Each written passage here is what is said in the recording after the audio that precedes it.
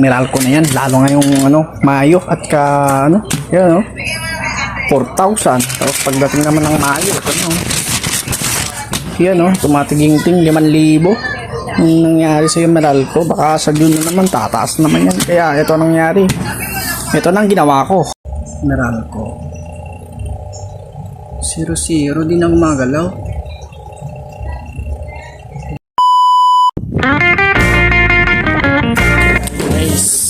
Install lang sa araw.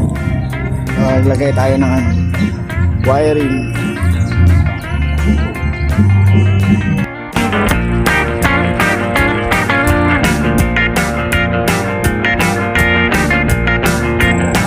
Commission tayo, nagano tayo, assemble tayo nitong mga wiring. Installing tayo. Kinakabit natin ng maayos para walang loose connection. And dito naman yung battery niya, dalawang positive at negative. Ito na yung mga output ng mga AC. Yan yung main output, secondary output, saka ito AC in. Meron siyang dalawang fan. Ito yung natin wiring sa loob yan ng raceway. Natin makita yung ikot ng Meralco, talaga 0-0 yan. So test ko siya kung hanggang anong oras mamayang gabi maubos yung ating 24 volts. Yung 24 volts kasi yan, pag bumaba yan dyan sa 24 volts, yung 26.5 yan. So yung ito kasi kulay pula yung icon, ibig sabihin battery, nag-iibang kulay kasi yan. Ayan, nagbo-blower siya, ayan tumunog. Actually meron din itong Bluetooth, ayan may wifi din siya na monitor. Ito po yung hybrid off-grid, hybrid on-off grid, sorry naman tao lang. Ayan siya, so ang kanyang ang maxi 4,200 watts na may maximum power na up to 6,000 watts. Yan, maximum na yan, pinaka-maximum yung talaga yung sagad niya is 6,000 watts. Alright, thank you. Ayun ang ating update. Bukas magkano tayo itatanggalin ko itong sa battery wire niya to. Papasok natin yan sa loob. Kung may nadidetect ng init, nagbo-blower talaga to. So may mga tayo protection device so natin sa breaker, AC breaker, dalawa yan. Ito yung secondary, saka ito naman dun sa sa Meralco line to. Tapos ito yung meron tayong dalawang SPD surge protection device, dalawa din yan.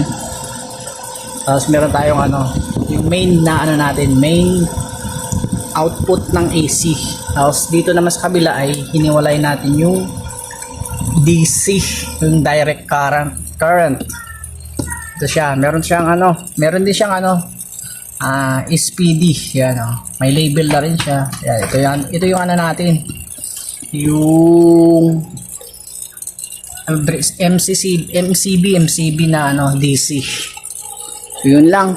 Ayan, kung baka may ganitong setup na gusto nyo, PM lang kayo. Pang buong bahay na to, 4,200 watts, kayang-kaya. Aircon, induction, wag lang welding machine, tsaka yung malalakas na water pump, hindi niya kaya yun. So pure sine wave naman yung nilalabas nito. Alright, pero wala kasi meron pa tayong backup na galing sa battery. Ayan, sa labas Bad news sa ating mga consumer. Inanunsyo ng Meralco ang dagdag singil sa kuryente ngayong buwan. Isa umano sa mga dahilan ang paghina ng halaga ng piso. Narito ang... Oo nga, bad news talaga. Install lang sa araw. Kayang-kaya. Aircon, induction, wag lang welding machine, tsaka yung malalakas na water pump. Hindi niya kaya yun. So pure sine wave naman yung nilalabas nito. Alright.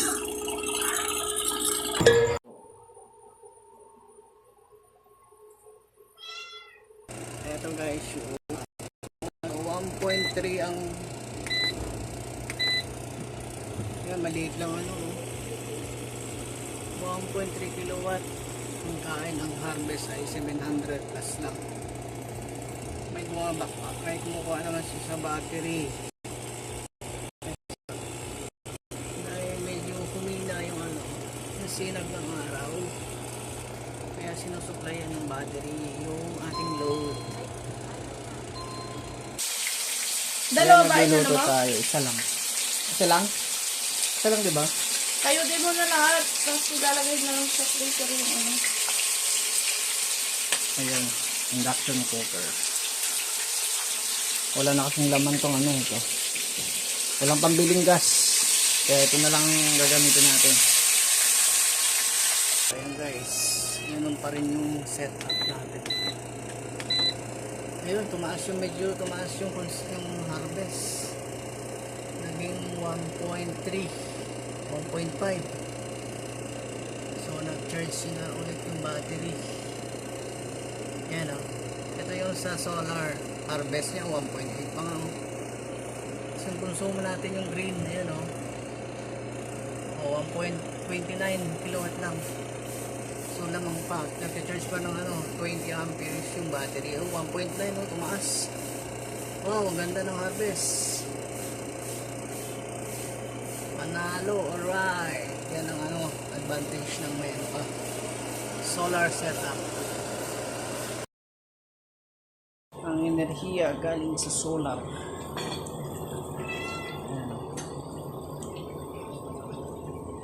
Laki ng kamay. Hey, isda. Hindi. Kasi ito pa isa. Ginagamit natin na yan. Working naman yan. Ayan o. Yan siya. Ano to? Galing dito. Ang gamit natin dito din siya sa solar. Yan.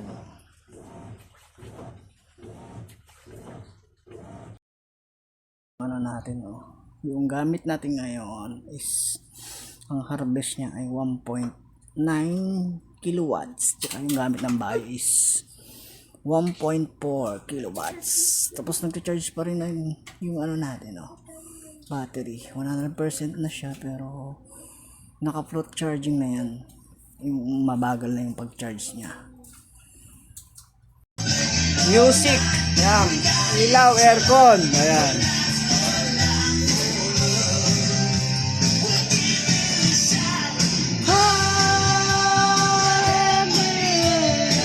Ano? Naka tayo ha. So naka-spin na siya. Ayan natin yung natin 4.2 kilowatt na on-off grid set up natin sa bahay. Buong bahay na yan. Ayan naglalabas siya, manual tsaka matic. So kayang-kaya talaga. Kayang-kaya.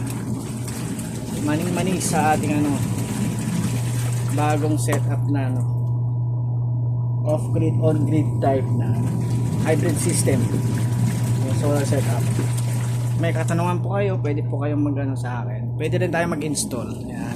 Dahil gamay na gamay ko na naman ang pag-install, lalo na nakapag-aral din ako sa PV installation. So, alright! Yan siya. Test natin kung ilang oras yung tagal nito na 25 volts setup. Sorry, 24 volts setup. Nalito na Ayan. On natin guys, 542 yan, ang ating temperature ay lang 26 na lang para medyo mababa. Nakaset sa baba pang gabi, silent yung sinuset natin. So anong oras na? 7:56 ng gabi. So 7:56 nakasimula siya. Magbabalik tayo kapag nalobat na. Kaya mamaya syempre yung time natin ay natin 7:56 ng gabi. Yan. Ayan o. Naka-on na siya. Ayan guys. O yan. Yan yung ano natin. 25.4 volts na lang. So hindi siya na 100% kasi medyo ano na siya, ulan kanina. Yung ano natin na monitoring natin na nagsimula tayo kanina sa siguro mga ano to 64-65% kasi naka 45 minutes na akong nagpa-on nito, so kaka-open ko lang siya. So kaya niya ayun 612 watts. Abangan natin kung ano ilang minuto o oras ang tatagal yung ano 24 volt setup natin. Ginamitan natin ng ano sa gabi yung 1.5 horsepower na split type aircon. 2 hours and 10 minutes na po. Ayan siya. Dahil 70% lang naman siya nag-umpisa kanina. Pag nag-ano na kasi yan 24 hanggang dyan na lang yung buhay para hindi siya masyadong malobat mag-drain. So off ko na siya, nakatumagal na siya ng 2 hours and 10 minutes. Ayan siya guys. Bye, thank you for watching.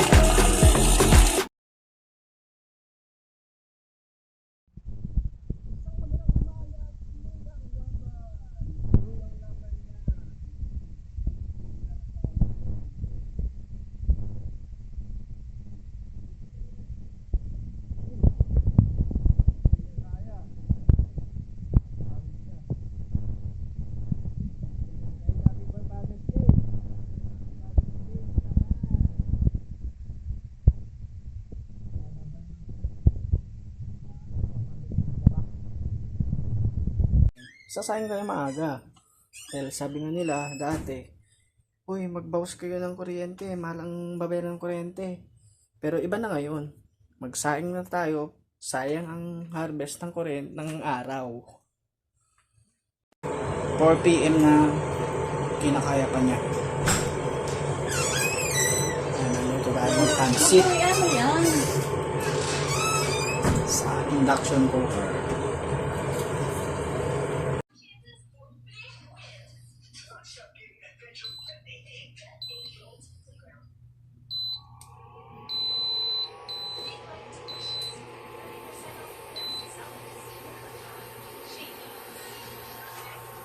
Ayan guys, ipainit natin para natin ang ating induction cooker. Gamit pa rin natin ang solar setup sa ating bahay. Yan nga pala, induction na lang din ang ginagamit ko dahil may solar naman, kasi hindi ako nakakabili ng gas nitong lutuan namin, gas range. Mahal kasi ng gas, kaya mag-solar na lang. Ayan, nakakulo na oh. Bilis lang sa induction. Mabilis lang siya magpainit ng ulo. Ay, painit pala ng ano, ulam. Magluto dito, pwede. Ayan. Gamit din tayo na pang induction na ganito oh. Sandok. Para hindi siya magasgas. Para hindi mawala yung pagka ano niya. Yan, munggo. Ulam natin isang linggo. Isang linggo. Papainit ko lang to. So yan, after 2 minutes, 2 to 3 minutes, pagpakulo na tayo ng gulay sa ating induction cooker. Dahil wala nga ako pambili ng gas, kaya nag-solar na ako sa induction cooker. Alright, thank you for watching. Sana sa mga mag-ano dyan, may gustong mag-solar, kontakin lang ako para mag-usap tayo.